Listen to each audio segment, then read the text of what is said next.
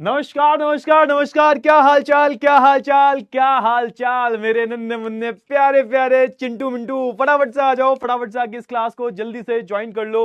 Good evening to all, good evening to all. मैं जल्दी से आ जाओ फटाफट से। आज हम क्या पढ़ने वाले हैं? तो आज हम एक नया चैप्टर करने वाले हैं, बहुत ही प्यारा चैप्टर है। और इस चैप्टर का नाम क्या है? चुनावी राजनीति। आपकी नागरिक शास्त्र का बहुत ही प्यारा चैप्टर है। Good evening to all. क्या हाल है भाई? मस्त है? सब दुरुस्त है, तंदुरुस्त है? जल्दी से बताओ, फटाफट से, फटाफट फटाफट से बताओ, जल्दी से बताओ। सब बढ़िया है ना? सब सही है? अबे यार, फिर से यार तुम्हारे नोट्स भूल गया मैं। भाई यार, आज हमारे साथ बहुत गलत हुआ भाई, बहुत गलत हुआ हमारे साथ आज। तो आज थोड़ा कहीं फंस गए थे, तो उस चक्कर में 15 मिनट क्लास लेट हो गई तुम्हारी। और आज ऐसा फंसे हैं बेटा, ऐसा फंसे हैं कि जिंदगी में ऐसा फंसे हैं ना कभी। हमारे साथ फ्रॉड हुआ है बाबू, हमारे साथ फ्रॉड हुआ है एक जगह पर। कंप्लेन करवाने गए थे थोड़ा सा। तो इसलिए थोड़ा सा हम लेट हो गए, उसके लिए माफ़ी चाहूँगा मैं। तो प्लीज़ आपके, आज मैं जल्दी में, बहुत जल्दी में आया हूँ लेक्चर लेने के। सीधा मैं स्टूडियो में घुस गया था और तुम्हारे जो नोट्स हैं वो मर्ज करना भूल गया मैं। नोट्स बन चुके हैं तुम्हारे, जो हमारा चैप्टर था नाजीवाद और हिटलर का उदय, इसके प्रॉपर जो नोट्स हैं वो बन चुके हैं। क्लियर हुआ ना? हाँ। So I am really sorry for that कि आज हमारे साथ कुछ गलत हुआ था, तो उस घटना का हम शिकायत करवाने थाने वाने गए थे, तो सॉरी फॉर दैट।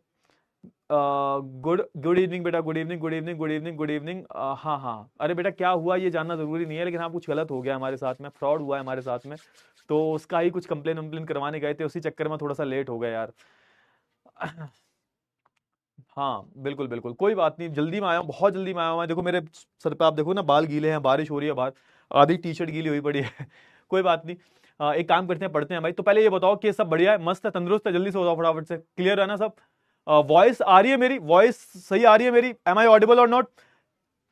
गलत क्या हुआ बेटा वो बाद में कभी डिस्कस कर लेंगे, लेकिन हाँ हुआ है गलत। अब तुम्हारे साथ में क्या ही करो, तुम पढ़ने आते हो यार, मैं अपने क्या, अपने पर्सनल लाइफ के इश्यूज तुमको बताऊं? कोई दिक्कत वाली बात नहीं, तुम आराम से पढ़ाई पे ध्यान दो। और एक तरफ क्या है, हमारी बारिश बारिश में भीग के आए हैं, तो भैया चाय लेके आ गए हैं। भैया थैंक यू सो मच। भैया चाय लेके आ गए हैं। तो इस चाय की मेरे को बहुत ज्यादा जरूरत थी यार। अरे एक्चुअली हमने एक रूम वगैरह लिया था, तो वहां पर भाई ओनर बहुत खराब निकला, तो उसने हमारा सामान वगैरह फेंक दिया भाई। हम कहीं और शिफ्ट हो गए थे, हमने सोचा कल सामान वगैरह ले जाके सिर्फ शिफ्ट कर लेंगे। तो भैया ओनर ने हमारा ताला तोड़कर सामान कहीं और फेंक दिया भाई। तो आप सोच के देखो, तुम किसी के घर में डाका कैसे डाल सकते हो भाई? हम सीधे साधे टीचर हैं भाई, फायदा उठा लिया हमारा। तो उसी की कंप्लेन वगैरह करवाने गए थे, तो थोड़ा वहां टाइम लग गया, इसलिए थोड़ा लेट हो गए, और तुम्हारे नोट्स भी मर्ज नहीं कर पाए। पूरा सामान फेंक दिया भाई ने। अरे भैया इतना गुस्सा कौन करता? तुम एक बार फोन कर लेते हमको। पूरे महीने का पैसा दिए थे, सामान मतलब ताला तोड़ के हमारे घर में चोरी करी है उनने। कोई बात नहीं, कोई बात। अरे बेटा वॉइस धीरे आ रही है क्या? वॉइस धीरे आ रही है बताओ पहले। वॉइस धीरे आ रही है मेरी या सही आ रही है? वॉइस क्लियर है ना मेरी, ये बताओ पहले। वॉइस क्लियर है? पक्की बात है? बिस्कुट खाओगे? चाय पी लो, लो। ऑनलाइन ऐसा करके लो। अरे कोई बात नहीं बेटा, टेंशन तो लगी रहती है जिंदगी भर में भाई। जिंदगी में अगर टेंशन ना आए तो जिंदगी का नाम जिंदगी कैसे हो सकता है, ये बताओ। कोई बात नहीं, कोई बात, अरे कोई बात नहीं। आवाज सही आ रही है ना? आवाज क्लियर आ, स्लो आ रही है? आवाज स्लो आ रही है? रिकॉर्ड करो। आवाज स्लो आ रही है। वॉल्यूम अब सही है? वॉल्यूम, वॉल्यूम अब सही आ रहा है? क्लियर आ रहा है ना वॉल्यूम? ये बताओ पहले, सही आ रहा है ना? ठीक है ठीक है ठीक है। सुबह से एक अन्न का दाना नहीं गया पेट में, सुबह से ही थाने में बैठे हुए थे।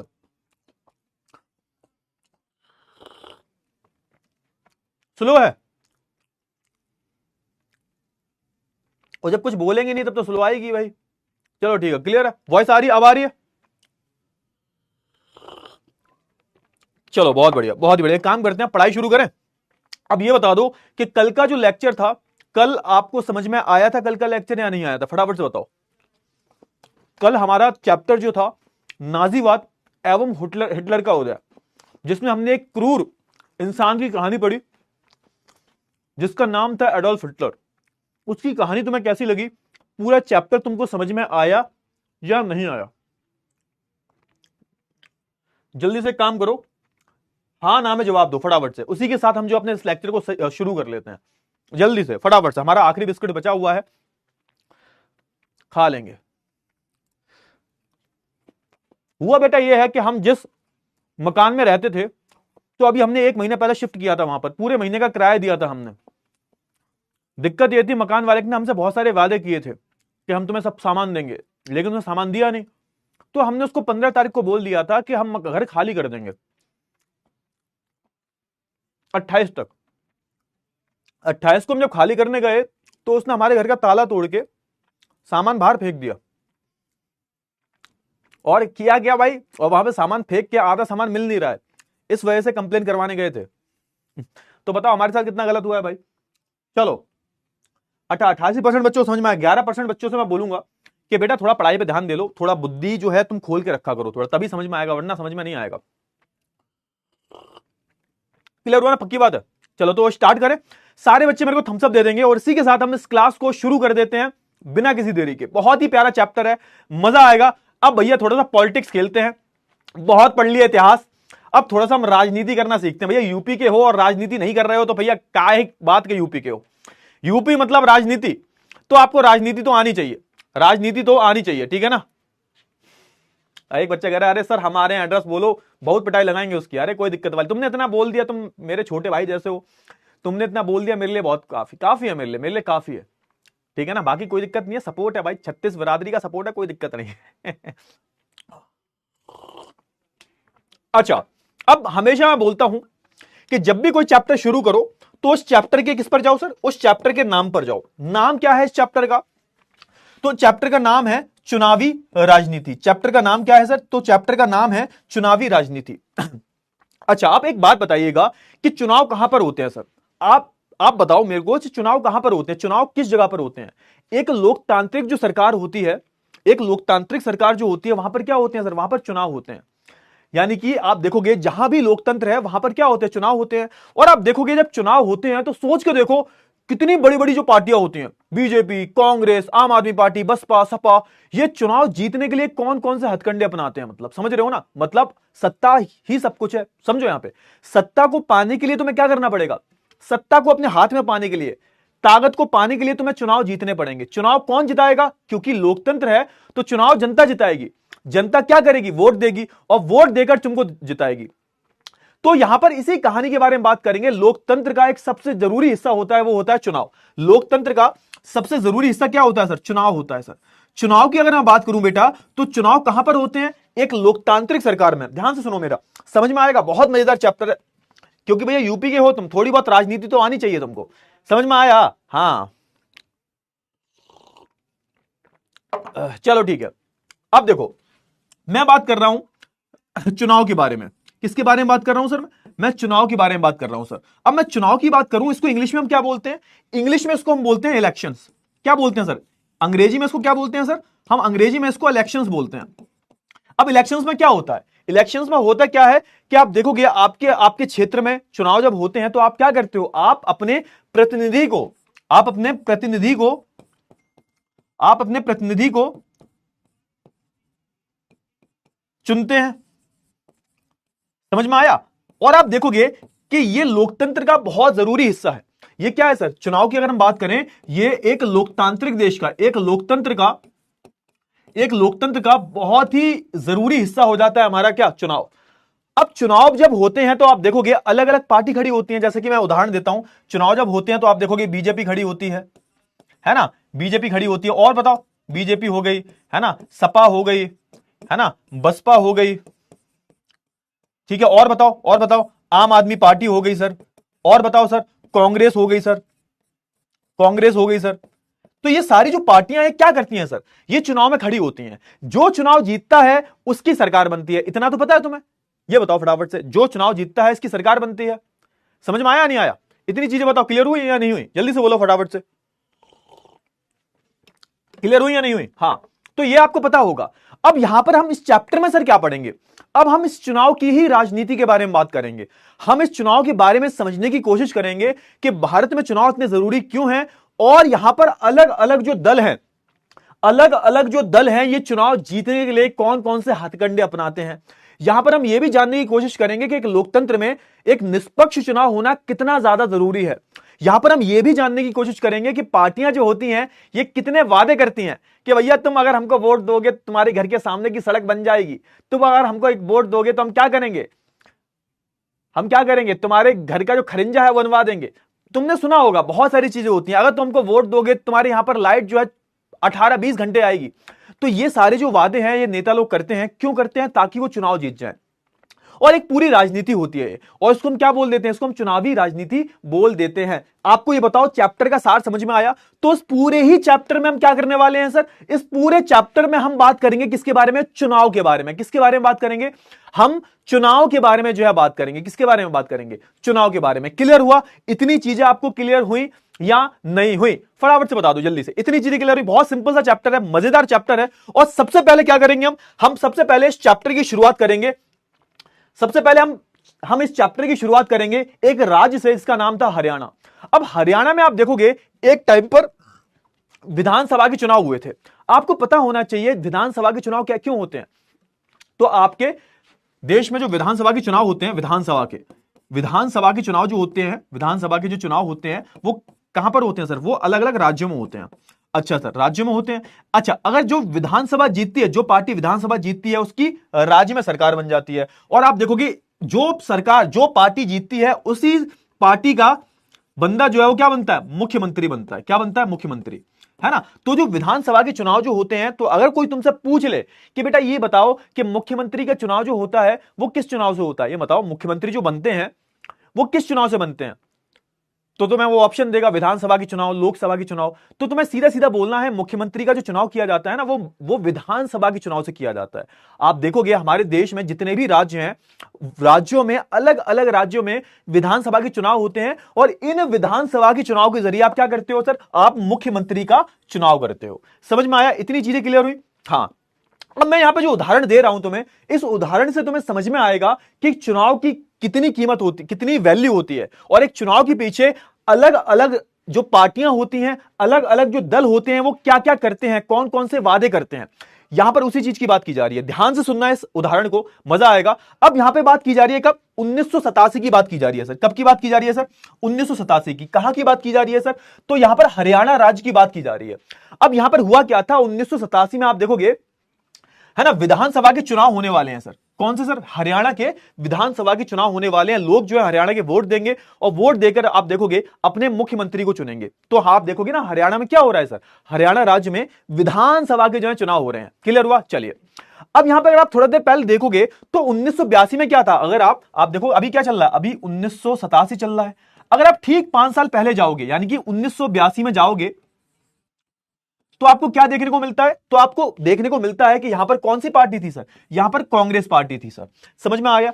हर 5 साल बाद चुनाव होते हैं, इतना तो पता है आपको। चुनाव कब होते हैं, हर 5 साल बाद चुनाव होते हैं। चाहे वो प्रधानी का इलेक्शन हो, चाहे वो विधानसभा का इलेक्शन हो, चाहे वो लोकसभा का इलेक्शन हो, तो हर 5 साल बाद चुनाव होते हैं। 1987 में फिर से चुनाव हुए, लेकिन 1987 से पहले किसकी सरकार थी, तो कांग्रेस पार्टी की सरकार थी। किसकी सरकार थी, कांग्रेस पार्टी की। समझ में आया? अब 1987 आ चुका है, अब फिर से इलेक्शन हो रहे हैं। तो कहने का मतलब यह है 1982 से 87 तक किसने राज किया, कांग्रेस पार्टी ने। कांग्रेस पार्टी यहां पर जीती थी और कांग्रेस पार्टी ने यहां पर राज किया। अब 1987 आ चुका है, अब फिर से जो है इलेक्शन होने वाले हैं हरियाणा में। ठीक है सर, बहुत अच्छी बात है। अब यहां पर होता यह है कि जब फिर से इलेक्शन हो रहे हैं, तो एक बहुत ही मजबूत कैंडिडेट है, जिसका नाम है क्या, जिसका नाम है नेता चौधरी देवीलाल। इन्होंने क्या किया, ये एक तरीके से विपक्ष का काम कर रहे हैं। विपक्ष मतलब जो ऑपोजिशन लीडर होते हैं, यानी कि आप देखोगे कांग्रेस पार्टी क्या है, सरकार कांग्रेस पार्टी की है। जो दूसरी पार्टियां जो हैं उनको हम क्या बोलेंगे, विपक्ष की पार्टी। जैसे मैं आज की बात करूं तो आप देखोगे अभी हमारी सरकार किसकी है, बीजेपी की सरकार है। किसकी सरकार है सर, बीजेपी की सरकार है। और बीजेपी की सरकार की मैं बात करूं तो आप देखोगे ये अभी रूलिंग पार्टी अभी है ना, रूल कर रही है अभी। लेकिन अगर आप देखोगे हमारी विपक्षी पार्टियां कौन सी हैं, आप बताओ कौन सी हमारी विपक्षी पार्टियां हैं। कांग्रेस पार्टी विपक्षी पार्टी है, कांग्रेस पार्टी, आम आदमी पार्टी विपक्षी पार्टी है। तो विपक्षी दल कौन सा होता है, जो अपना दल नहीं है, विपक्षी दल है। अब यहां पर जो हमारे है ना नेता चौधरी देवीलाल सिंह जो है, ये क्या है सर, ये एक तरीके से विपक्षी नेता है। अब ये भी इस चुनाव में खड़े हो रहे हैं, और इन्होंने कांग्रेस पार्टी के खिलाफ जो है एक मोर्चा शुरू किया, चुनाव मोर्चा जो है शुरू किया। और इन्होंने इसका नाम दिया, है ना, क्या नाम दिया, न्याय युद्ध। किसका नाम दिया, न्याय युद्ध। इस चुनाव में अब सुनो यहां पे चल क्या रहा है, अब चल क्या रहा है, यहां पे चल क्या रहा है, सुनो समझो यहां पे ध्यान से, चल क्या रहा है सर। कांग्रेस पार्टी की सरकार थी, 1982 में कांग्रेस पार्टी की सरकार बनी। 5 साल कांग्रेस पार्टी ने राज किया। अब 1987 में जब फिर से चुनाव हो रहे हैं तो आप देखोगे कांग्रेस पार्टी के अलावा बहुत सारे दल और भी खड़े हो रहे हैं। और आप देखोगे एक नेता है उनके, जिनका नाम है नेता चौधरी देवीलाल। इनकी अगर हम बात करें तो आप देखोगे इन्होंने एक तरीके से कांग्रेस के खिलाफ मोर्चा छोड़ दिया, क्योंकि अब चुनाव में ये भी खड़े हो रहे हैं, मुख्यमंत्री के उम्मीदवार ये भी हैं। क्लियर हुआ?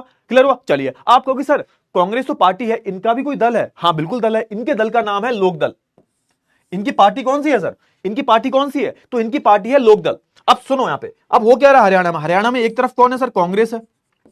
हरियाणा में एक तरफ कांग्रेस है, तो दूसरी तरफ कौन है? दूसरी तरफ है हमारे लोकदल। लोकदल। अब लोकदल का जो नेता है वो कौन है सर? लोकदल का जो नेता है उसका नाम है नेता चौधरी देवीलाल। इसने क्या किया? इसने जो है एक तरीके से, होता क्या है चुनाव से पहले लोग क्या करते हैं? चुनाव से पहले लोग प्रचार करते हैं।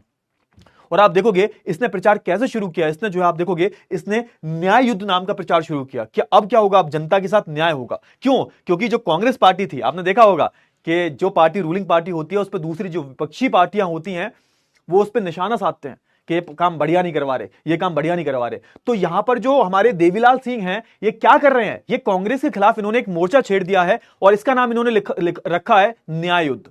अब ये क्या कर रहे हैं? इनका मानना यह है कि कांग्रेस पार्टी ने जो वादा किया था, कांग्रेस पार्टी ने क्या वादा किया था? कांग्रेस पार्टी ने गरीबी हटाओ का वादा किया था। किसका सर? गरीबी हटाओ। गरीबी हटाओ का वादा किया था किसने? कांग्रेस ने। और यह वादा पूरा नहीं किया गया। तो अब जो है लोगों के साथ न्याय नहीं हुआ और मैं जो है लोगों का क्या करवाऊंगा? मैं जो है लोगों को न्याय दिलवाऊंगा। क्लियर हुआ ना? क्लियर हुआ है? इतनी क्लियर हुई चीजें, है ना? तो आप देखोगे हमारे जो नेता चौधरी सिंह हैं, इन्होंने ना सिर्फ अपनी पार्टी बल्कि आप देखोगे अन्य विपक्षी दल जो थे उनको मिलाकर एक मोर्चा बनाया।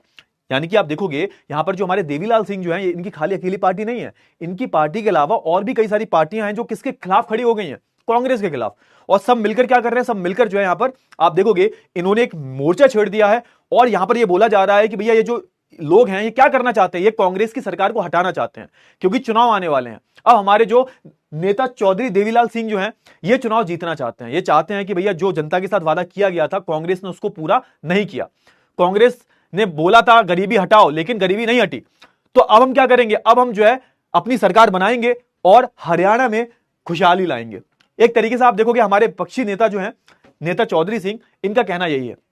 क्लियर हुआ? बहुत अच्छी बात है। और आप देखोगे यहां पर जो देवीलाल जो थे, इन्होंने अपने चुनाव प्रचार में क्या वादा किया?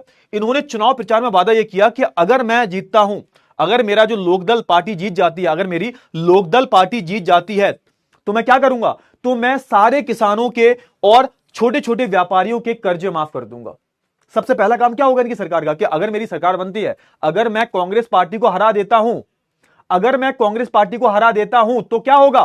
तो होगा ये कि मैं जो है सारे छोटे छोटे जो किसान हैं, छोटे छोटे व्यापारी जो हैं, इन सभी के कर्जे माफ कर दूंगा। तो यह वादा किसने किया था? तो यह वादा किया था हमारे चौधरी देवीलाल सिंह ने। क्लियर हुआ? हाँ है ना? फटाफट से बताओ।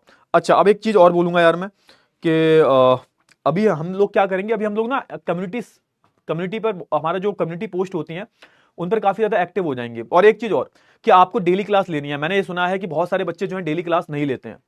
अब हम लोगों ने एक प्लान बनाया पीडब्ल्यू वालों ने कि जो बच्चा रेगुलर क्लास देखता है, जो बच्चा रेगुलर टेस्ट देता है, जो बच्चा रेगुलर डीपीपी सॉल्व करता है, उसको हम लोग इनाम दिया करेंगे। उसका जो बच्चा रेगुलर आएगा, तो जो बच्चा रेगुलर आ रहा है क्लास में, रेगुलर आ रहा है, क्विज वगैरह अटेंड कर रहा है, क्लास देख रहा है, तो उसका नाम यहां पर लिया जाएगा।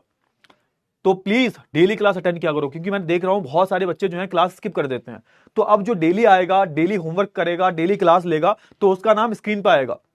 उसको हम क्या करेंगे? उसको हम यहां पर स्क्रीन पर उसका नाम लेंगे ताकि दूसरे बच्चों को भी मोटिवेशन मिले। तो आपको डेली आना है। समझ में आया? हाँ, क्लियर हुआ या नहीं हुआ? फटाफट से बताओ जल्दी से। हाँ, तो इतनी चीजें जो है क्लियर कर लेना तुम। बिल्कुल। हाँ, तो डेली आना आप क्योंकि, और हाँ, अगर जो डेली आएगा उसको नाम भी दिया जाएगा। जो डेली आएगा, डेली क्लासेस अटेंड करेगा, डीपीपीज अटेंड करेगा, टेस्ट वगैरह अटेंड करेगा, तो उसको प्राइज भी दिया जाएगा और तुम्हारी जो रिपोर्ट है तुमको दिखाई जाएगी। और जो नंबर 1 पे आएगा, इसके नंबर सबसे ज्यादा आएंगे, उनको इनाम भी दिया जाएगा। तो प्लीज इस चीज को ध्यान रखना, डेली आना है आपको। ठीक है? क्लियर हुआ ना? हाँ, तो बहुत अच्छी चीज है ये। अब ना ये सब नहीं चल पाएगा। तुम लोग बातें करते रहते हो ना चैट में, बहुत गलत बात है, बहुत गलत बात है। तो हमारे जो देवीलाल सिंह जो है, इन्होंने बात कर लिया है। क्लियर हुआ? अच्छा, अब यहां पे बोला क्या जा रहा है? अब यहां पे ये बोला जा रहा है कि जिस टाइम पर चुनाव चलते हैं, जिस टाइम पर चुनाव चलते हैं, तो उस टाइम पर क्या क्या चीजें होती हैं। यहां पे बोला जा रहा है आधी रात है भाई,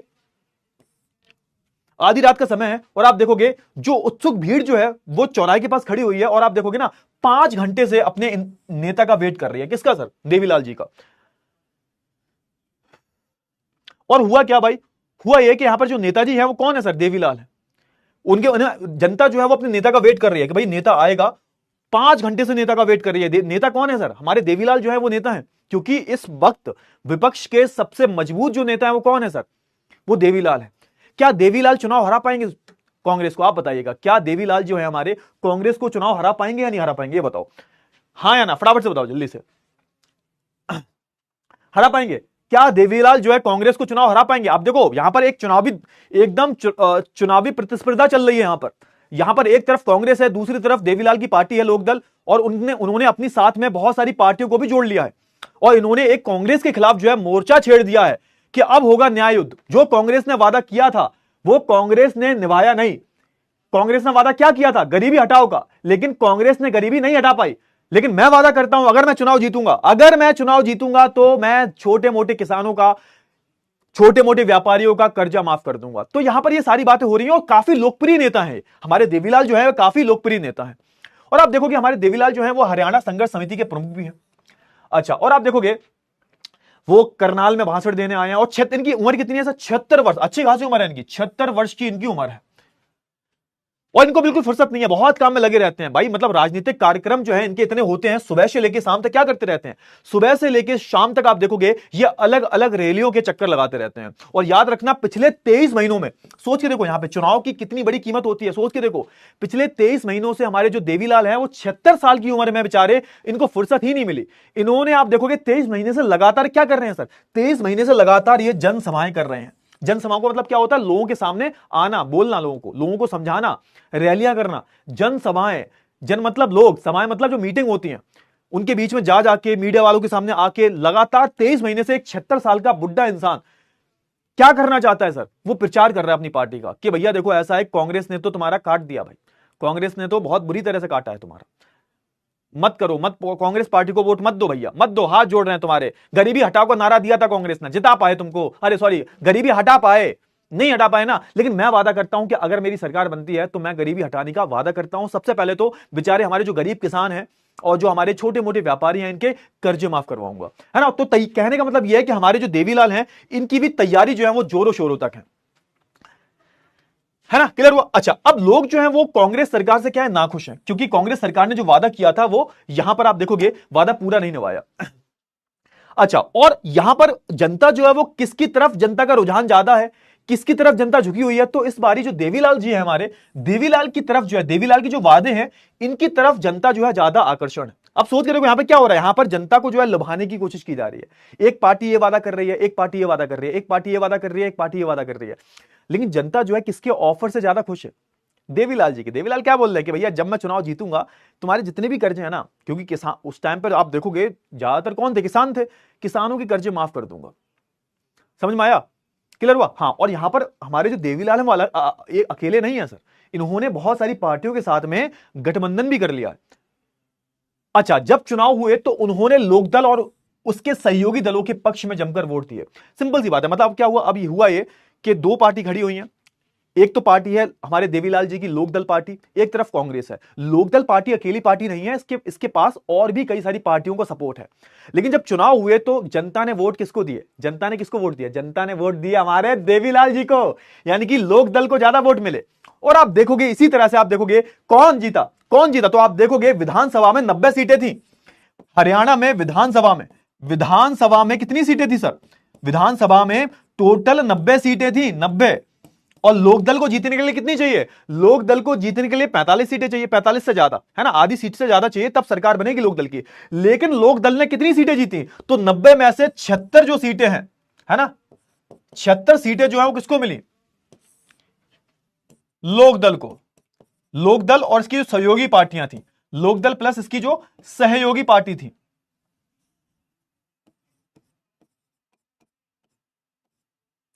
सहयोगी पार्टी, है ना। और दूसरी तरफ आप देखोगे कांग्रेस को कितनी सीटें मिली? कांग्रेस के हाथ सिर्फ जो है 5 सीटें लगेंगी, 5 सीटें। और बाकी क्या होगी सर, बाकी की बची हुई सीटें, मतलब अभी भी तो सर बहुत सारी सीटें बची हुई हैं सर, 90 बताइए आपने, ये 81, 9 सीटें कौन जीता, 9 सीटें जो है अन्य पार्टियां जीती होंगी, है ना। बहुत सारे जो लोग होते हैं निर्दलीय खड़े होते हैं तो वो जीत गए होंगे, बाकी के बचे लोग। बस आप ये देखो कि 76 सीटें जो है किसको मिली, 76 सीटें जो हमारे देवीलाल जी को मिली, हमारे जो देवीलाल जो मुख्य नेता थे, देवीलाल जी को 76 सीटें मिली। और इसी प्रकार आप देखोगे 1987 में कौन जीता सर, तो 1987 में हमारे जो देवीलाल जो थे ये जीत जाते हैं, यानी कि हमारे देवीलाल जो हैं वो जीत गए हैं। क्लियर हुआ ना, हाँ क्लियर हुआ, हाँ इतनी चीजें क्लियर हुई, इतनी चीजें क्लियर हुई, फटाफट से बता दो जल्दी से, इतनी चीजें क्लियर हुई। हाँ तो 76 सीटें, 90 सीटों में से 76 सीटों पर जीत किसको मिली, हमारे देवीलाल जी को। और आप देखोगे लोकदल जो था, लोकदल, और क्योंकि इसमें 76 में आप देखोगे ना, 76 में जो 60 सीटें हैं, 60 सीटें कौन ले गया सर, लोकदल। बाकी की बची 16 सीटें जो थी वो इनकी गठबंधन वाली पार्टियों से आई थी। तो कहने का मतलब यह है कि इनकी अकेली पार्टी ने ही 60% सीटें जीत ली थी, 60 सीटें तो इनकी अकेली पार्टी ने ही जीत ली थी। बाकी इनकी जो सहयोगी पार्टियां थी जिनके साथ इनका गठबंधन था, उन्होंने 16 सीटें जीती थी। तो यहां पर कहने का मतलब यह है कि हमारे देवीलाल जी ने इतनी मेहनत जो करी है, पिछले 2 साल 2.5 साल से लगे हुए हैं, वो मेहनत जो है फाइनली रंग लाई। और कांग्रेस पार्टी की हार, बुरी तरह हार होती है, सिर्फ 5 सीटें ही मिलती हैं, 90 में से सिर्फ 5 सीटें कांग्रेस को मिलती हैं। तो यहां पर इस तरह से आप देखोगे ना कि किस तरीके से एक लोकतांत्रिक देश में सरकार कभी भी बदल सकती है।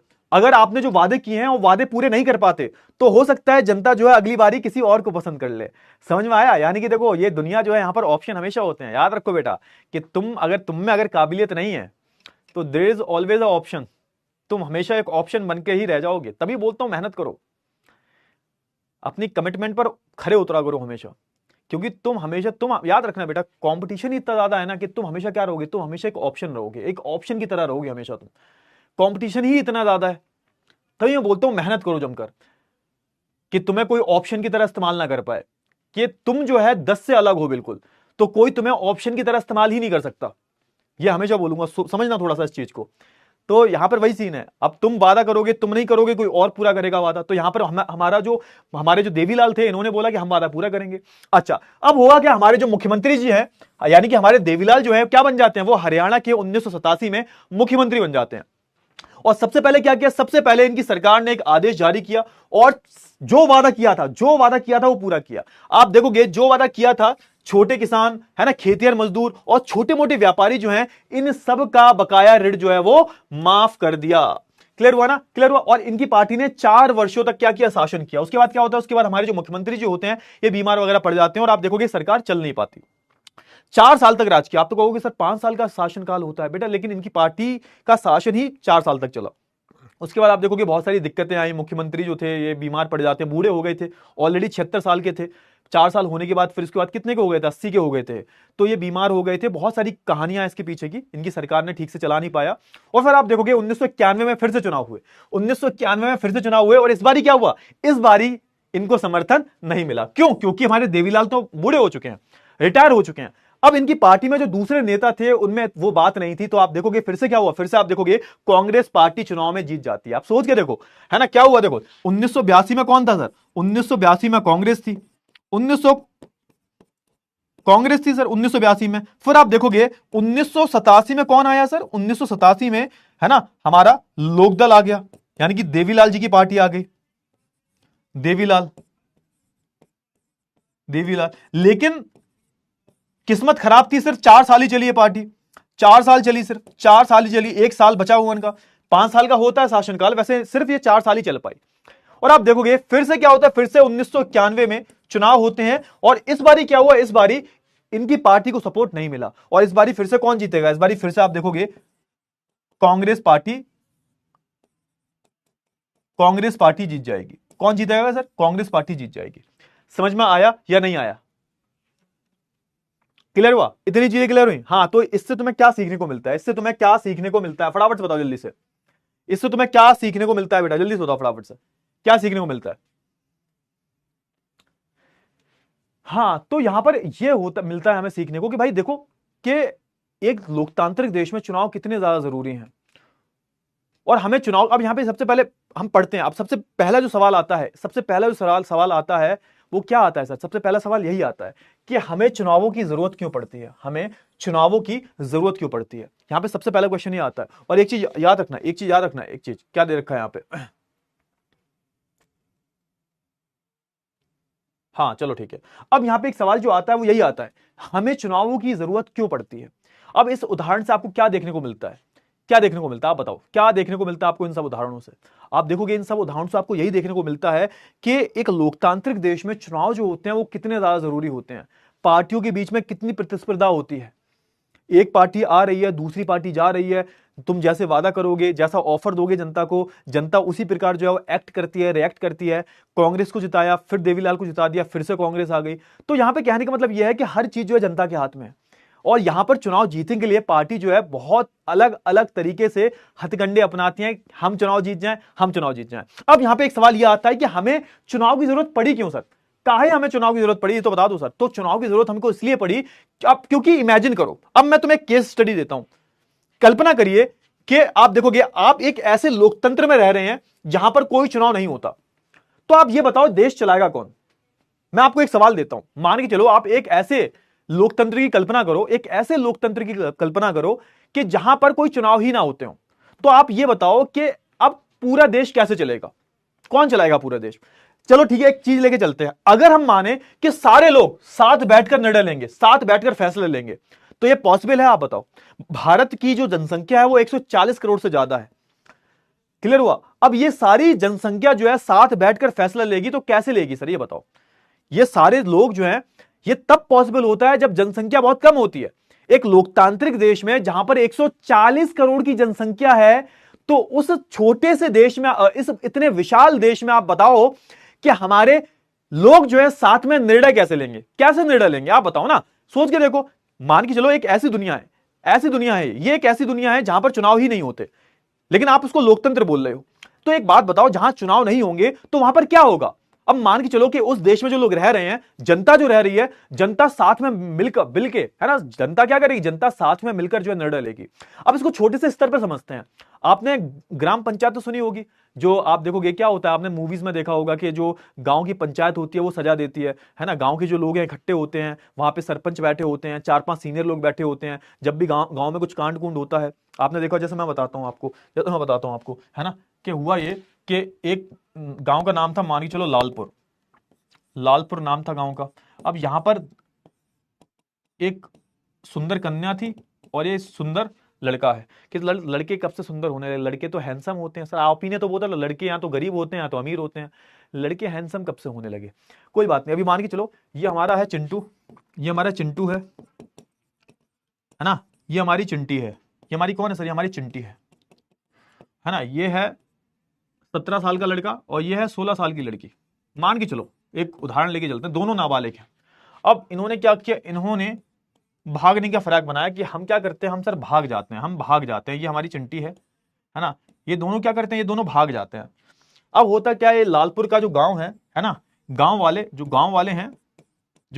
हैं वो इनको पकड़ लेते हैं, और फिर इनको लाया जाता है किसके सामने? इनको लाया जाता है पंचायत के सामने। पंचायत जो है वो पेड़ के नीचे बैठी हुई है, एक पेड़ है, एक पेड़ के नीचे सरपंच जी बैठे हुए हैं, ये दूसरे सरपंच भी हैं, ये कुछ बूढ़े बड़े लोग बैठे हुए हैं, और पूरे गांव में आप देखोगे, पूरे गांव में भीड़ लगी हुई है ना, ये भीड़ लगी हुई है, बहुत ज्यादा भीड़ है। और इस पेड़ पर जो है इनको बांधा गया है। इस पेड़ पर जो है आप देखोगे चिंटू और चिंटी दोनों को बांध दिया गया है, ठीक है। अब यहां पर निर्णय ये लिया, ये सब मिलकर क्या ले रहे हैं? निर्णय ले रहे हैं। अब जहां पर जनसंख्या कम है वहां पर तो सब साथ में, लेकिन साथ में जनसंख्या जहां पर कम है वहां पर तो लोग साथ में निर्णय ले सकते हैं।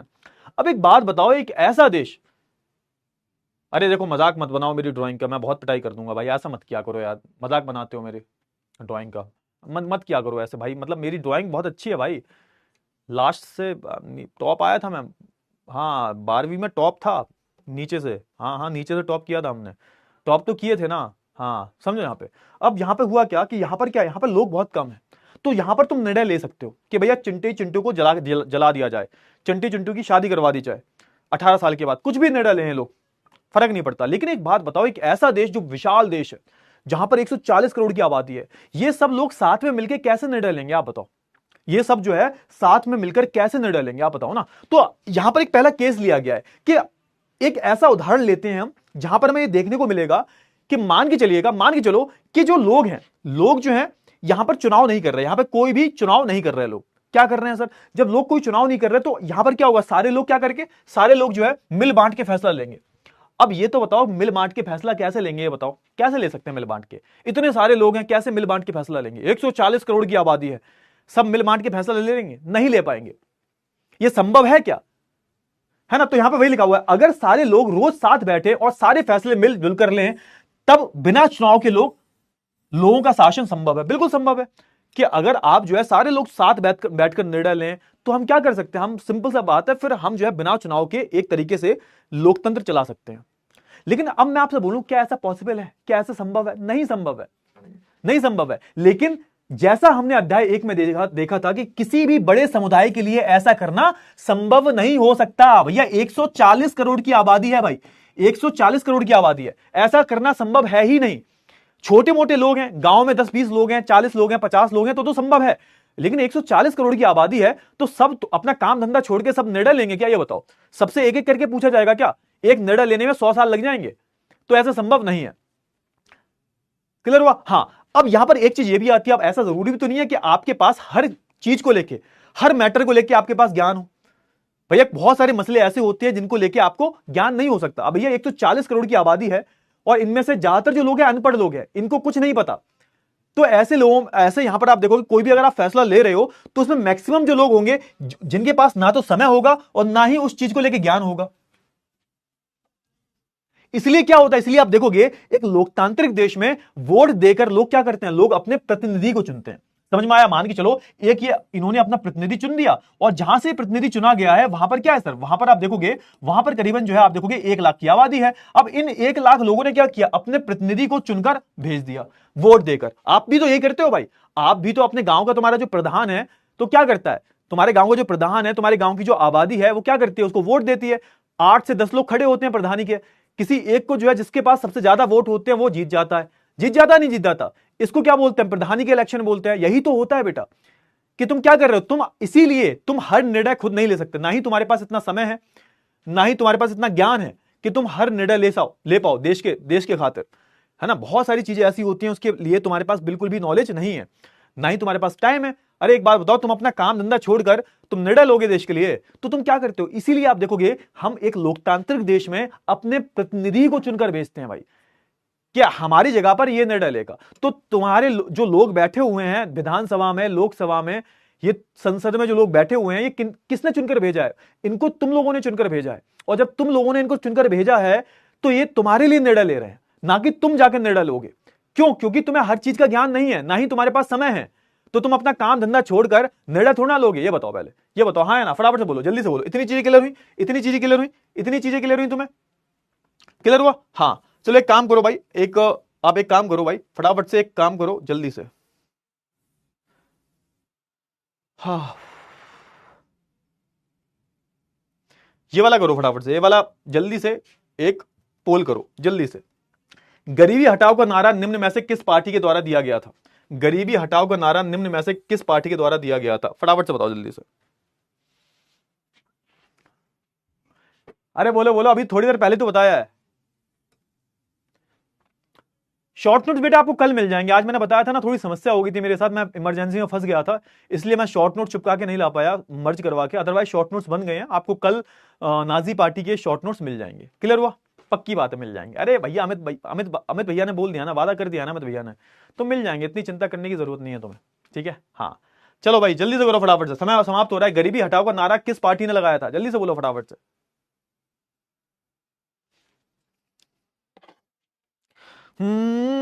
महफिल में तेरी हम ना रहें तो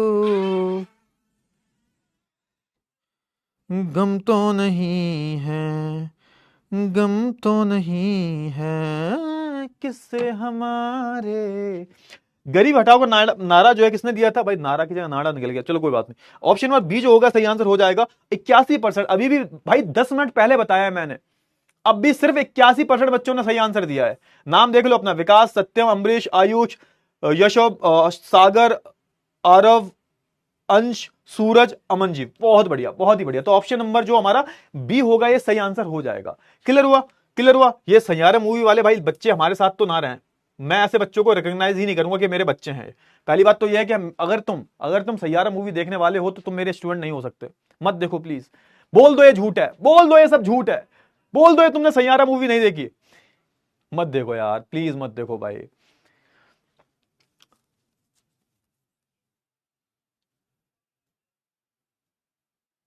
क्लियर हुआ? हाँ। मुझे अच्छा लगता है कि आप गुस्सा होती हो, इसलिए मैं ऐसा करता हूँ।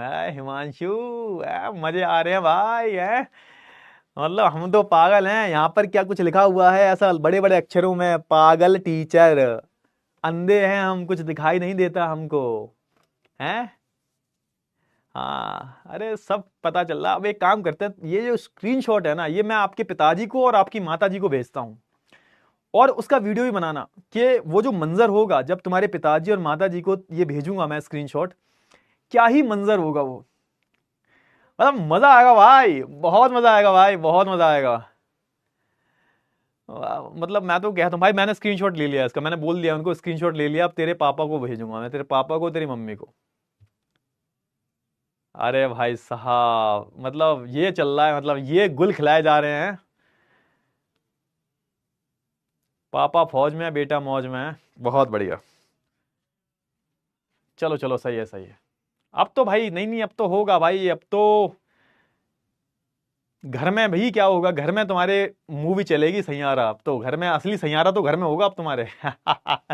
चलो ठीक है, चलो चलो चलो, मौत का खेल होगा भाई, मौत का खेल। चलो ठीक है, क्या चलो, अच्छा अच्छा, पहला सवाल समझ में आया तुम्हें? पहला सवाल समझ में आया? पहला सवाल यह था हमारा कि क्या बिना चुनाव के काम हो सकता है? सर, क्या बिना चुनाव के काम हो सकता है? तो नहीं हो सकता। क्यों नहीं हो सकता? क्योंकि मान के चलो एक ऐसी दुनिया इमेजिन करो जहां पर चुनाव होते ही नहीं है, तो सब लोग साथ मिलकर निर्णय ले लेंगे? नहीं ले पाएंगे। अरे भैया, आबादी 140 करोड़ है, क्या से लेंगे? ना किसी के पास इतना टाइम है, ना किसी के पास इतना ज्ञान है। तो इसलिए हम क्या करते हैं सर, इसलिए आप देखोगे हम अपने प्रतिनिधि को चुनते हैं। तो पहला तरीका तो खराब है। अब दूसरे यहां पे क्या बोला जा रहा है? दूसरे यहां पे सवाल यह आता है कि क्या चुनाव के बिना भी लोकतांत्रिक ढंग से प्रतिनिधि को चुना जा सकता है? अब यहां पर मान के चुनो, बिना चुनाव के हम किसी भी प्रतिनिधि को चुन सकते हैं। अब यहां पे तो क्या बोला था हमने, हम अपने प्रतिनिधि को चुनते कैसे हैं? हम अपने प्रतिनिधि को चुनते कैसे हैं? कैसे चुनते हैं आप बताओ?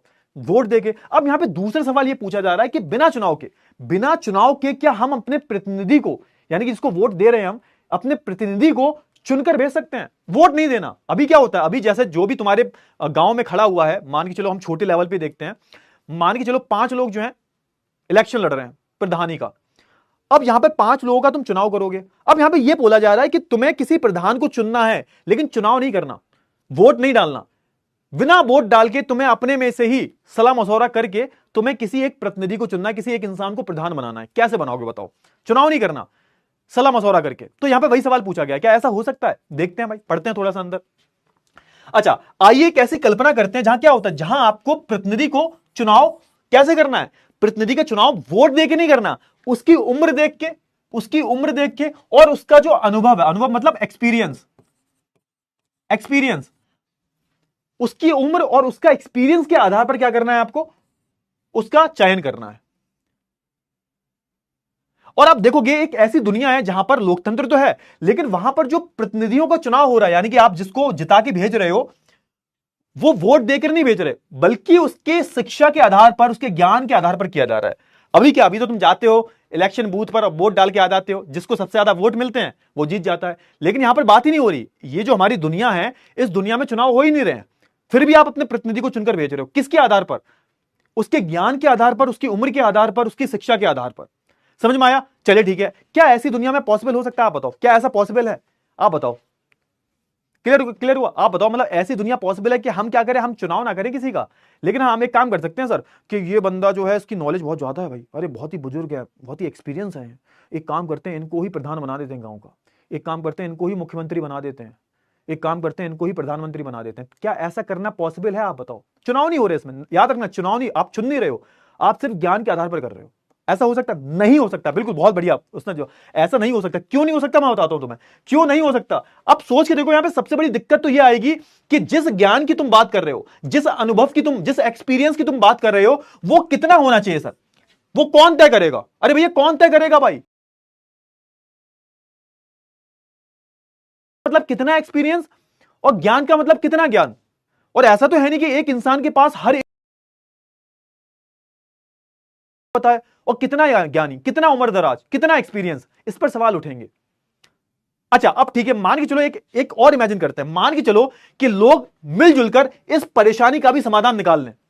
मान के चलो उन्होंने क्या किया, उन्होंने जो है मिलजुल कर इस परेशानी का भी समाधान निकाल लिया कि कितनी उम्र होनी चाहिए, कितना ज्ञान होना चाहिए, है ना। फिर यहां पर क्या होगा, फिर स्पष्ट है कि ऐसी जगह पर चुनाव की जरूरत नहीं रह जाएगी। ठीक है, सही बात है, मतलब एक काम यहां पे बोला गया है कि ठीक है, सबने मिलजुल कर समझदारी से इसका भी एक सॉल्यूशन निकाल लिया कि भाई इतनी उम्र होनी चाहिए, इतना अनुभव होना चाहिए, इतनी शिक्षा होनी चाहिए। मान लीजिए तुमने ये भी सॉल्यूशन निकाल लिया, फिर क्या होगा। अब यहां पर बोला जा रहा है, अब यहां पे क्या बोला जा रहा है, लेकिन क्या फिर हम इस व्यवस्था को लोकतंत्र कह सकते हैं। आपने निर्णय ले लिया, क्योंकि इसमें तो कोई चुनाव हो ही नहीं रहा। एक बात बताओ, तुम किसके आधार पर चुन रहे हो। तुमने ढूंढ लिया कि भाई तुम्हें अगर नेता बनना है तो तुम्हें डबल एमए पास होना चाहिए, पीएचडी होनी चाहिए, तुम्हारे पास 20 साल का एक्सपीरियंस होना चाहिए, उसके बाद जाकर जो है तुम प्रधानमंत्री बन पाओगे, उसके बाद जाकर तुम जो है मुख्यमंत्री बन पाओगे, इंटर पास होनी चाहिए, बीए पास होनी चाहिए, उसके बाद जाकर तुम प्रधान बन पाओगे। ये तुमने सब निकाल दिया, तुमने सोल्यूशन ढूंढ लिया। लेकिन क्या आप ऐसी व्यवस्था को लोकतांत्रिक व्यवस्था बोलोगे? क्यों? क्योंकि यहां पर जो लोग हैं उन्होंने तो चुनाव किया ही नहीं है। तो ये लोकतंत्र किस बात का है? किस बात का लोकतंत्र है भाई ये? अरे ये बताओ, ये किस बात का लोकतंत्र है? लोकतंत्र है ये? नहीं है ये लोकतंत्र भाई, समझो, वही तो बोला जा रहा है।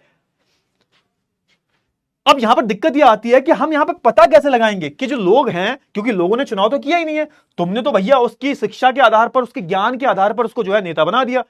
अब यहां पे पता कैसे लगेगा कि जो लोग, जिन लोगों पर वो शासन कर रहा है, उनका जो प्रतिनिधि है वो उनका पसंद का है? क्योंकि उन्होंने चुनाव तो किया नहीं है भाई, वोट देके जिताया तो है नहीं। अब ऐसे कैसे पता लगेगा कि जो प्रतिनिधि तुमने चुना है, जो चुनकर गया है, चुना तो है ही नहीं तुमने तो उसकी शिक्षा, उसके ज्ञान के आधार पर उसको बना दिया है।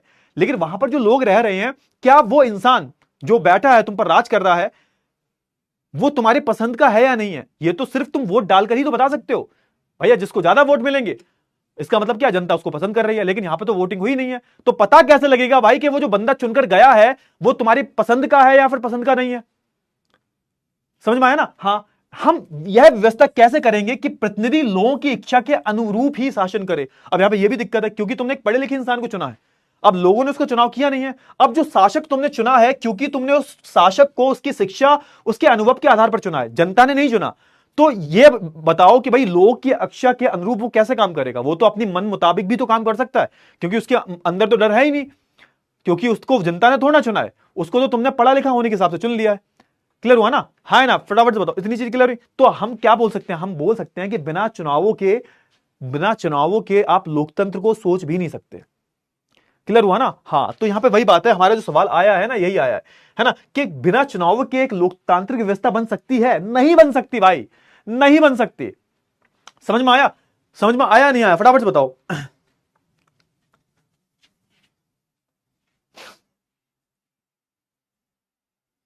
तो ऐसी व्यवस्था होनी बहुत जरूरी है, जहां पर क्या हो, जहां पर जो लोग हैं वो अपने प्रतिनिधि को एक नियमित अंतराल में, यानी कि 5 साल बाद, 5 साल बाद, हर 5 साल बाद, हर 5 साल बाद,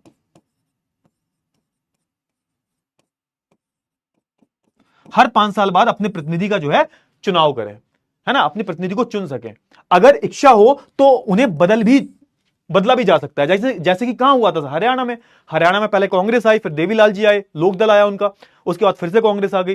तो यहां पर होता क्या है कि यहां पर बोला जा रहा है बिना चुनाव की तो पॉसिबल है ही नहीं, तुम कैसे भी करके देख लो। तो हमने 2 केसेस देखे। पहला केस देखा कि एक ऐसी व्यवस्था जहां पर चुनाव ना हो, तो ऐसी व्यवस्था में क्या होगा सर? ऐसी व्यवस्था में यह होगा, चुनाव नहीं है तो हम क्या कर रहे हैं, हम सब मिलकर जो है निर्णय ले रहे हैं। लेकिन ऐसा पॉसिबल है ही नहीं, क्योंकि पॉपुलेशन बहुत ज्यादा है, जनसंख्या बहुत ज्यादा है, सब मिलकर निर्णय कैसे ले सकते हैं? तुम्हारे पास काम धंधा है, तुम्हारे पास ना इतना समय है, तो तुम निर्णय नहीं ले सकते। दूसरे केस हमने देखा कि भैया क्या मतलब क्या चुनाव करवाना जरूरी है? बिना चुनाव के क्या हम अपने प्रतिनिधि को नहीं चुन सकते? तो यहां पर ऐसा बोला जा रहा है कि जब तुम प्रतिनिधि का चुनाव उसके ज्ञान के आधार पर, उसकी शिक्षा के आधार पर करोगे, तो फिर यहां पर शिक्षा कितनी होनी चाहिए, ज्ञान कितना होना चाहिए, वो मैटर करता है। और चलो, तुमने इस बात का सॉल्यूशन भी निकाल लिया कि इतना ज्ञान होनी चाहिए, इतना शिक्षा होना चाहिए। लेकिन फिर तुम ये बताओ, तुम ये कैसे पता लगाओगे कि जिस इंसान को तुम चुन रहे हो वो जनता के हिसाब से चुना गया है, वो जनता का मन पसंद का है, या फिर वो जनता के हिसाब से ही चलेगा?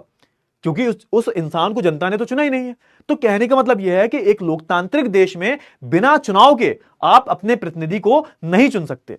तभी तो क्या होता है, तभी तो आप देखोगे नियमित अंतराल में क्या होते हैं, हर 5 साल बाद क्या होते हैं सर, हर 5 साल बाद इलेक्शन होते हैं और उन इलेक्शन में क्या होता है, तुम अपने पार्टी को वोट देकर जिताते हो, या फिर अगर तुम्हें पार्टी पसंद नहीं है उसको हटाकर दूसरी पार्टी को जिता देते हो। तो यह सिर्फ एक चुनाव में ही हो सकता है, एक चुनावी राजनीति में ही ऐसा हो सकता है।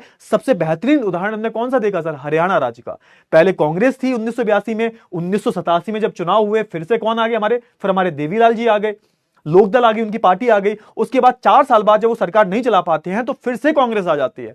तो यही तो होता है चुनाव का फायदा, कि आपको इस व्यवस्था में क्या होता है, बेसिकली इस व्यवस्था में आप देखोगे, इस व्यवस्था को हम क्या बोलते हैं, चुनाव बोलते हैं। इस व्यवस्था में क्या होता है, इस चुनाव होता क्या है, ऐसी चुनाव का मतलब क्या होता है, चुनाव का मतलब होता क्या है बेटा आप बताओ, इस है ना, इसके लिए एक ऐसी व्यवस्था करने की जरूरत है जिसमें होता क्या। अब देखो चुनाव का मतलब क्या है, एग्जैक्टली चुनाव का मतलब क्या है, सुनो यहां क्या होता है, यहां लोग जो है नियमित अंतराल पर अपने प्रतिनिधियों को चुनते हैं, और अगर इच्छा हो तो उन्हें बदल भी सकते हैं। और इसी व्यवस्था को हम क्या बोलते हैं, इसी व्यवस्था को हम नाम देते हैं चुनाव, है ना। हम क्या होता है, एक नियमित अंतराल में क्या हो रहा है, हम अपने प्रतिनिधियों को चुन रहे हैं हर 5 साल बाद। और उसके बाद क्या होता है, उसके बाद आप देखोगे अगर हमारी इच्छा नहीं है तो हम उसको बदल भी सकते हैं।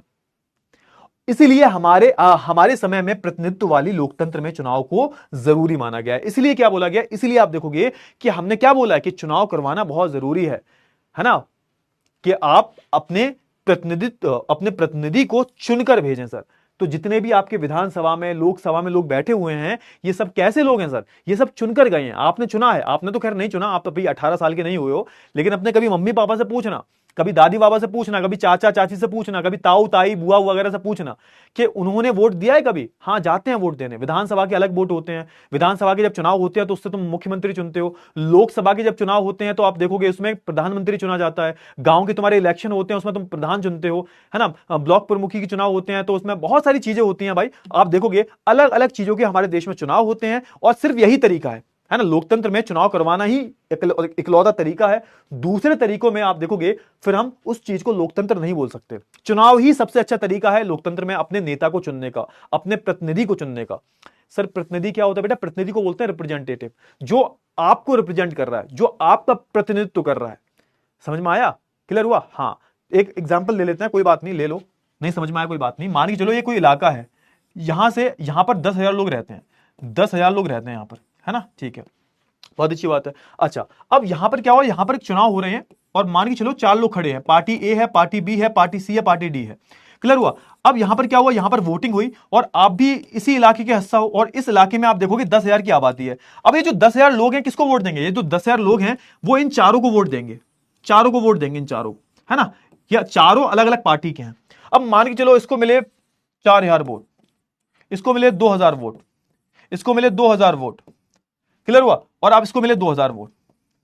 अब सोच के देखो, आप बताओ कि कौन सी पार्टी जीतेगी। अब यहां पर पार्टी ए जो है जीत चुकी है। अब यहां पर पार्टी, मान के चलो पार्टी ए जो खड़ी हुई थी, इसका जो रिप्रेजेंटेटिव था, जो बंदा खड़ा हुआ था इलेक्शन में, उसका नाम था चिंटू। चिंटू, अब चिंटू क्या हुआ, चिंटू जो है तुम्हारा कौन है, चिंटू तुम्हारा प्रतिनिधि है। क्या है सर तुम्हारा, चिंटू तुम्हारा प्रतिनिधि है।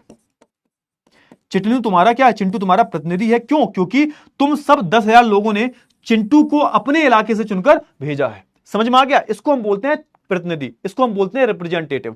अब तुम जो है 10,000 लोग इकट्ठे शासन नहीं करेंगे। इन्होंने क्या बोला कि हम अपने में से एक चिंटू नाम के बंदे को, है ना, कहां भेजना है सर, विधानसभा भेजना है। और यही क्या होता है, यही आप बोलते हो, इसको ही बोलते हो क्या, इसको ही बोलते हो विधायक। अरे चचा हमारे विधायक हैं, तो यही तो विधायक है, यही विधायक है। समझ में आया, क्लियर हुआ। तो ये होता है प्रतिनिधि। प्रतिनिधि का मतलब समझ में आ गया, हाँ, जिस इंसान को आप चुनकर भेज रहे हो। इतनी चीजें क्लियर हुई, इतनी चीजें क्लियर हुई भाई, इतनी चीजें तुमको जो है क्लियर हुई या नहीं हुई, फटाफट से बताओ जल्दी से। अच्छा, अब यहां पे बोला जा रहा है चुनाव में मतदाता कई तरह से चुनाव करते हैं। अच्छा, अब यहां पे क्या होता है, जो मतदाता है, यानी मतदाता कौन होता है, जो मत डालता है। मतदाता कौन होता है बेटा, जो अपने मत डालता है, यानी कि जो वोट डालता है, वोट डालता है। जैसे हम लोग कौन है सर, यानी कि आप देखोगे 18 या 18 साल से ऊपर के जो लोग हैं वो कौन है सर, वो मतदाता है ना, वो कौन है सर, वो मतदाता है। वो क्या करते हैं सर, वोट डालते हैं। मतदाता मतलब जो वोट डाल रहे हैं।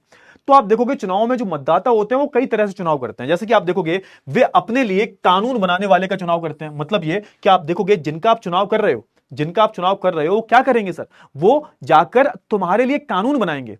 अरे तुमने सुना होगा ना संसद, हमारी जो संसद है, आप देखोगे हमारी कौन है सर, हमारी क्या है सर, हमारी संसद है सर। हमारी संसद है, क्या है सर? हमारी संसद। संसद क्या है सर? संसद एक ऐसी बिल्डिंग है जहां पर जो लोग बैठे हुए हैं, जहां पर जो लोग बैठे हुए हैं उनका चुनाव कौन करती है सर? उनकी चुनाव जो जनता करती है। इसमें आप देखोगे इसमें दो होते हैं, एक तो होता है हमारा लोकसभा, लोकसभा, एक होती है हमारी विधानसभा, विधानसभा। ठीक है, क्लियर हुआ ना? हाँ, अब आप देखोगे यहां पर जो लोग बैठे हुए हैं कैसे हैं सर? ये लोग बैठे हुए हैं, इनको चुनकर भेजा गया है। समझ रहे हो नहीं समझ रहे? हाँ, तो ये जो लोग हैं लोकसभा में, विधानसभा में जो लोग बैठे हुए हैं, इनको आपने चुनकर भेजा है। समझ रहे हो? तो ये लोग क्या करेंगे सर? ये आपके लिए कानून बनाएंगे सर। क्या बनाएंगे? आपके लिए कानून बनाएंगे। ये आपके लिए विधायिका का काम करते हैं। विधायिका का मतलब क्या होता है? कानून बनाना। ये लोग आपका न्यायपालिका का काम करते हैं, कानूनों को लागू भी यही करवाते हैं।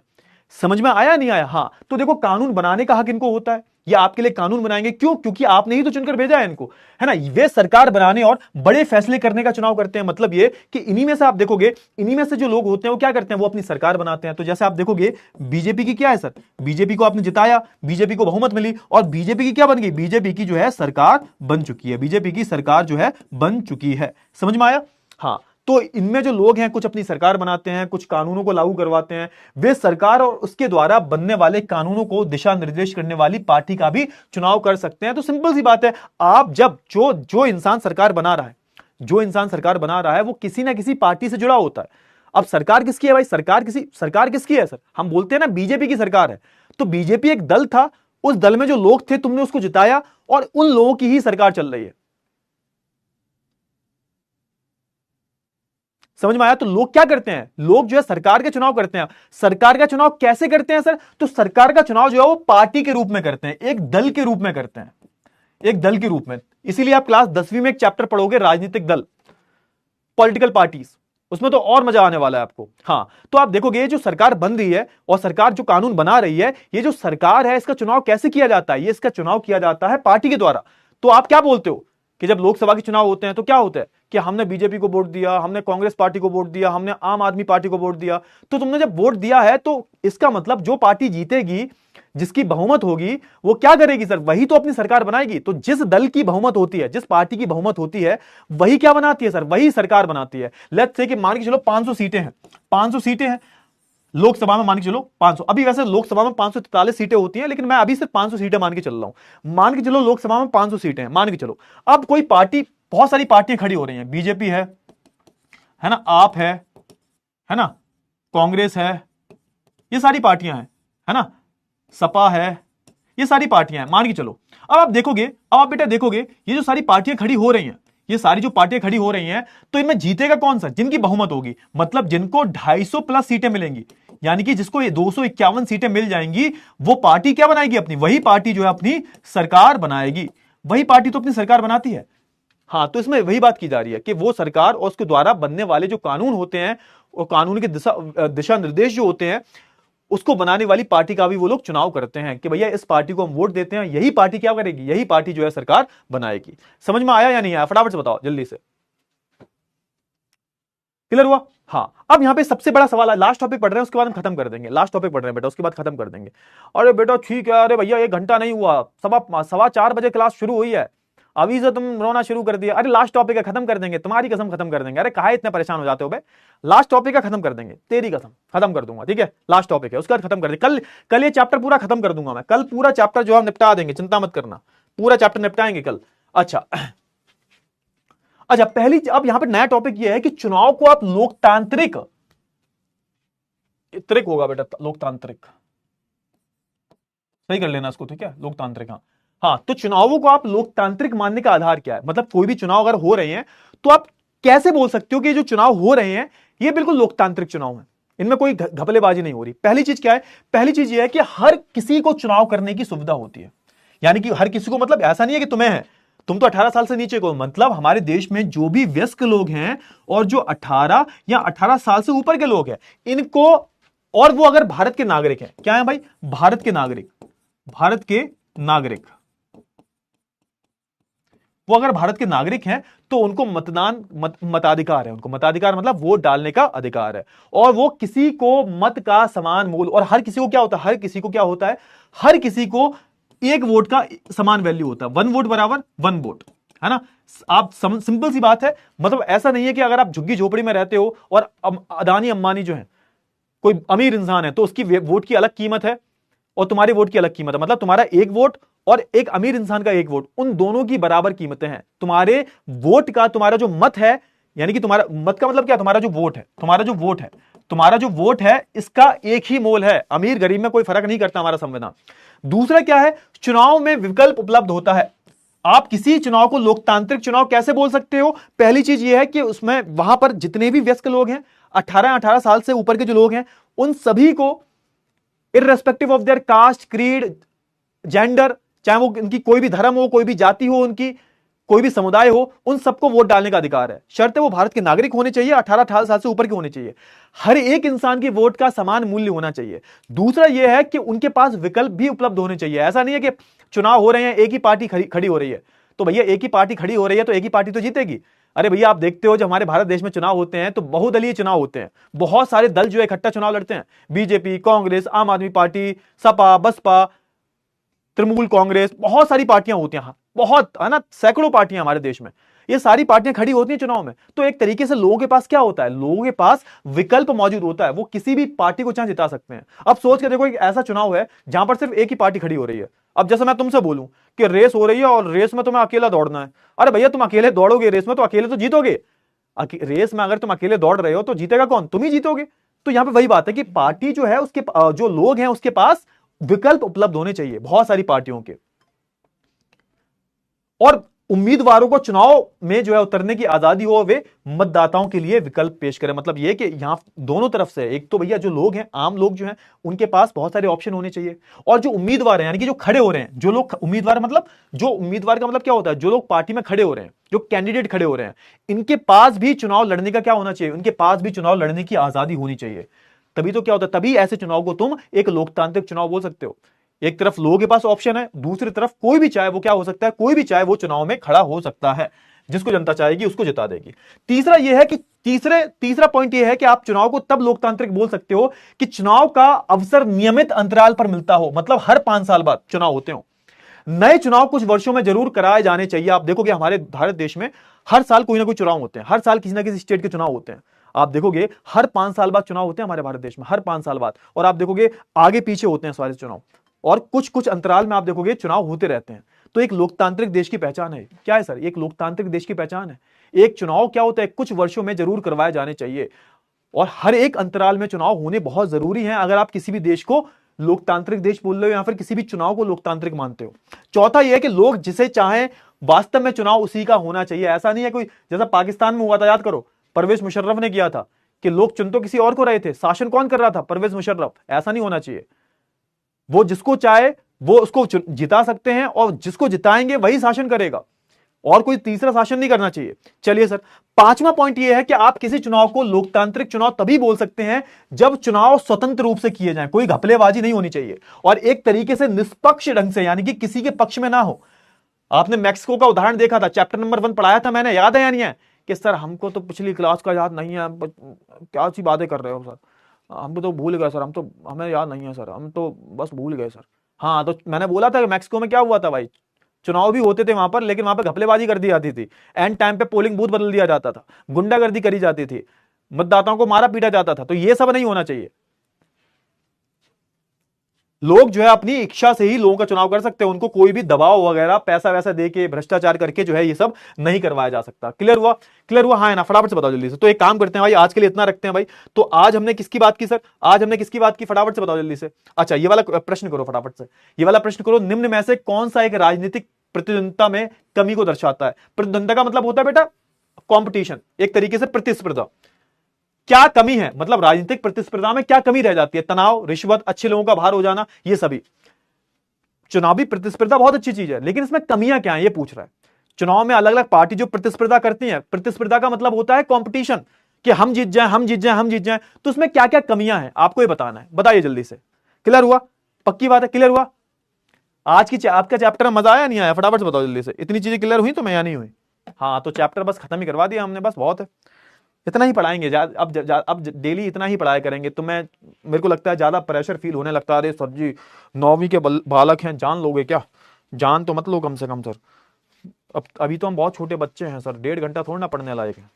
इतना ज्यादा पढ़ा देते हो, हमारा पूरा डेटा खत्म हो जाता है, पबजी कैसे खेलें सर जी हमको ये बताओ, विनोद बन जाते हो पूरा तुम। चलो ठीक है, तो ऑप्शन नंबर डी सही है, ऑप्शन नंबर डी जो होगा सही आंसर होगा। हाँ 70% बच्चों ने करीबन जो है सही आंसर दिया है। अब एक बात बताओ, जब चुनावी प्रतिस्पर्धा होती है अलग अलग पार्टियों में, ये आगे वैसे टॉपिक पढ़ोगे आप, तो उसमें तनाव भी होता है, रिश्वत खूब चलती है भाई, लोगों को पैसा पूसा दिया जाता है भैया, 100 रुपए में लोग बढ़ जाते हैं, एक पौवा में बढ़ जाते हैं लोग, है ना, बीड़ी सिगरेट में बिक जाते हैं, अच्छे लोगों का बाहर हो जाना।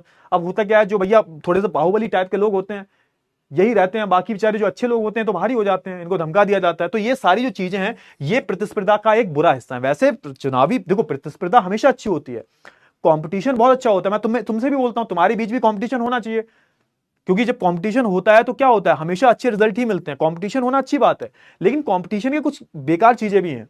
जैसा आप देखो कि चुनाव में जब ज्यादा कंपटीशन होता है, रिश्वत चलता है ना, घूस खसोर चलती है, आप देखोगे यहाँ पे लोगों से गुंडागर्दी की जाती है, तनाव बहुत ज्यादा होता है, अलग अलग हथकंडे अपनाए जाते हैं, है ना, बहुत सारी चीजें होती हैं। ये पॉलिटिक्स बहुत क्या बोला जाता है, आपने सुना होगा, politics is very dirty, dirty politics. Clear हुआ, हाँ ना, फटाफट से बताओ जल्दी से, इतनी चीजें क्लियर हुई। चले तो भैया आज जो है हम इतना ही रखते हैं भाई, आज हम इतना ही रखते हैं भाई। ये जो क्वेश्चन है ये एक जीके का क्वेश्चन है, और आपको होमवर्क में दे रहा हूं मैं कि भैया लोकसभा चुनाव में कितने चुनाव क्षेत्र में बांटा गया है, मतलब कितनी सीटें हैं लोकसभा में, कितनी सीटें हैं ये आपको बताना है। फटाफट से बताओ जल्दी से, क्लियर हुआ, क्लियर हुआ। अच्छा अब एक काम करो फटाफट से, एक मैं पोल करवा रहा हूं, ये तुम्हारा होमवर्क है, होमवर्क करके लाना। अब एक बात बताओ, आज जो मैंने पढ़ाया है तुम्हें वो चैप्टर समझ में आया है? थोड़ा सा रिवीजन कर लेते हैं। मैंने थोड़ा सा रिकैप करवा देता हूं, मैंने क्या बोला। मैंने सबसे पहले इस चैप्टर की शुरुआत ही ऐसे की कि हमारे हरियाणा के चुनाव हो रहे हैं 1987 में, इससे पहले कांग्रेस थी, और हमारे देवीलाल जो है बिल्कुल एकदम, है ना, एकदम अच्छे विपक्षी नेता हैं जो चाहते हैं कांग्रेस इस बारी ना जीते। तो उन्होंने पूरा जो है एक अपना कैंपेन चलाया, और इस कैंपेन का उन्होंने नाम रखा, क्या नाम रखा है इन्होंने, क्या नाम रखा, विजय युद्ध। और उन्होंने बहुत सारे कांग्रेस के बारे में बुरा भला बोला कि भैया कांग्रेस ने जो वादा किया था वो वादा पूरा नहीं किया, और बढ़िया तरीके से उन्होंने एकदम प्रचार प्रचार करके, और 1987 में जो चुनाव हुए उनमें हमारे देवीलाल जी जीत जाते हैं। और देखोगे यहां पर जो कांग्रेस पार्टी होती है इसको महज 6 सीटें मिलती हैं, और देवीलाल जी की पार्टी को और इनकी जो सहयोगी पार्टी होती है उनको 76 सीटें मिलती हैं। अकेले देवीलाल जी 60 सीटें जीत जाते हैं, और इनको बहुमत हासिल हो जाती है। 4 साल बाद फिर से इनकी पार्टी गिर जाती है सरकार, और अगली बार फिर से क्या आ जाते हैं, फिर से जो है कांग्रेस पार्टी आ जाती है। तो यहां पर एक तरीके से चुनावी राजनीति के बारे में बताया गया है कि एक देश में चुनाव किस प्रकार होते हैं, एक लोकतांत्रिक देश में चुनाव का कितना महत्वपूर्ण योगदान है। बिना चुनाव के लोकतांत्रिक सरकार बन सकती है तो नहीं बन सकती। इसके पीछे मैंने 2 उदाहरण देख लिए कैसे बनेगी। जहां ज्यादा लोग होते हैं वहां सारे लोग इकट्ठे मिलकर निर्णय नहीं ले सकते, ना ही उनको हर चीज का ज्ञान होता है, ना ही उनके पास इतना टाइम होता है, इसीलिए वो अपने प्रतिनिधियों को चुनकर भेजते हैं। क्लियर हुआ। और हम ज्ञान के आधार पर, शिक्षा के आधार पर किसी को नेता नहीं बना सकते। इससे होगा ये कि ऐसे चुनाव को तुम लोकतांत्रिक चुनाव बोल ही नहीं सकते जहां पर चुनाव होता ही नहीं है। जिसको अगर तुमने ज्ञान के आधार पर, शिक्षा के आधार पर जिताया है, तो क्या गारंटी है कि वो जनता का फेवरेट है, क्या गारंटी है जनता के अनुसार ही उसको चुना गया है। तो ये सारी चीजें, इसलिए मैंने बोला आपको कि भैया एक लोकतांत्रिक देश में चुनाव बहुत ज्यादा जरूरी है। समझ में आया या नहीं आया? अरे भाई ये 95% ना कल तक 10% गिर जाएंगे, कल तक 85% ही रह जाएंगे, मैं गारंटी से कहता हूं। अभी तक तो सब समझ में आता है, जब क्लास के बाद तुम जब पढ़ते नहीं हो ना, तब तुम आधी चीजें भूल जाते हो कि सर वो तो हम नहीं पढ़ेंगे, क्लास के बाद कौन पढ़ता है सर, क्लास के बाद तो अगली क्लास शुरू हो जाती है, ऐसा बहुत बात कर रहे हो सर। चलो ठीक है, कोई बात नहीं, कोई बात नहीं, चलो ठीक है, एक काम करते हैं भाई। अब कल मैं तुम्हें, कल आखिरी लेक्चर है, कल तुम्हारे साथ मैं वीडियो कॉल करूंगा, ठीक है, कल मैं तुम्हारे साथ जो है वीडियो कॉल करूंगा, और तुम्हारे जो फालतू के डाउट्स हैं, सर आपके क्यों, सर आप बुक के क्वेश्चन बेटा देखो, बुक के क्वेश्चन तुम्हें ऑलरेडी मिलते हैं, हर चीज मैं करवाऊंगा, तुम क्या करोगे बताओ। बुक के एंड में मैं इंपॉर्टेंट क्वेश्चंस वगैरह लाता हूं ना तुम, हाँ तो क्वेश्चंस कहीं से नहीं आते, उसी में से आते हैं, सारे क्वेश्चंस मिलते हैं तुम्हें, डीपीपीज मिलती हैं, हर चीज मिलती है तुम्हें, हर चीज मिलती है तुम्हें। अरे लो तुम्हारी डीपीपी का, लो कौन है विनर आज का डीपीपी का, लो देख लो, बन गए तुम राजकुमार। हाँ हाँ कर लिया टॉप तुमने, जिला टॉप कर लिया, पूरा तुमने यूपी टॉप कर लिया, लो यही है देखो, हमारे सत्यम कुमार जी हैं यादव जो हैं, ये इन्होंने किया है यूपी टॉप, बहुत बढ़िया सत्यम कुमार, वेरी गुड बेटा, वेरी गुड। अमरीश बेटा वेरी गुड, इनका दूसरा स्थान आया है, और आयुष त्यागी का जो है तीसरा स्थान आया है, इन्होंने यूपी में तीसरी रैंक हासिल करी है। उसके बाद आप देखोगे हमारे सागर जी हैं, देव जी हैं, प्रिंस जी हैं, बीवी हैं सत्यम, और अभिषेक विपिन, ये हमारे टॉप 10 जो है बालक जो है कहां से आए हैं, यूपी से आए हैं। यूपी में टॉप किया है 9वीं में इन्होंने। हाँ रिजल्ट दिखा दो, रिजल्ट दिखा दो, है कुछ भी करवा दो। चलो ठीक है, बहुत बढ़िया। सर जी वाईफाई 5G, अरे वाह बहुत बढ़िया। सर मेरा नाम नहीं आया, कहाँ नहीं आया बेटा तुम्हारा नाम? सर पूरा 5 साल पर ही चुनाव होता है, 1-2 महीने बाद भी तो हो सकता नहीं बेटा, 1-2 महीने बाद चुनाव नहीं होता, 1-2 महीने बाद या 1 साल बाद, 2 साल बाद चुनाव तभी होता है जब सरकार गिर जाती है, जब सरकार चला नहीं पाते, अन्यथा आप देखोगे 5 साल बाद ही चुनाव होते हैं। सर आप प्रिंस पटेल बेटा, सर आप डॉक्टर बन जाओ, मेरा मजाक उड़ा रहे हो ना हमारी राइटिंग का। जनता माफ नहीं करेगी तुमको, कोई बात नहीं सर। बेटा संसद एक ऐसी जगह है जहां पर जो लोग आते हैं, जहां जो लोग बैठते हैं वो तुम्हारे प्रतिनिधि जो हैं, जिनको तुम अपने इलाके से जिता जिता के भेज रहे हो, वो एक जगह पर बैठते हैं और इनका काम क्या होता है? तुम्हारे लिए कानून बनाना, उन कानूनों को लागू करवाना, निर्णय लेना। तो देश से संबंधित जो भी निर्णय लिए जा रहे हैं, इधर सड़कें बनती हुई दिखाई दे रही हैं, उधर एम्स बन रहे हैं, उधर आप देखोगे हमारे बड़े बड़े हॉस्पिटल बन रहे हैं, तो ये कैसे बन रहे हैं सर? सरकार ही तो बनवा रही है सर, तुम्हारे लिए तो निर्णय ले रही है सरकार। और सरकार बनती किसकी है? तो जिस पार्टी को जिताते हो आप, जिस पार्टी के पास बहुमत होती है, जिस दल के पास बहुमत होती है, वही दल जो है जीतता है। समझ में आया? हाँ या ना? फटाफट से बताओ। चलो ठीक है, हमें कितने घंटा पढ़ना चाहिए भैया? अपना अपनी कैपेसिटी है भाई, अपनी अपनी कैपेसिटी है, तो उतने घंटा पढ़ लिया करो। चलो ठीक है, एक काम करते हैं, कल मिलते हैं।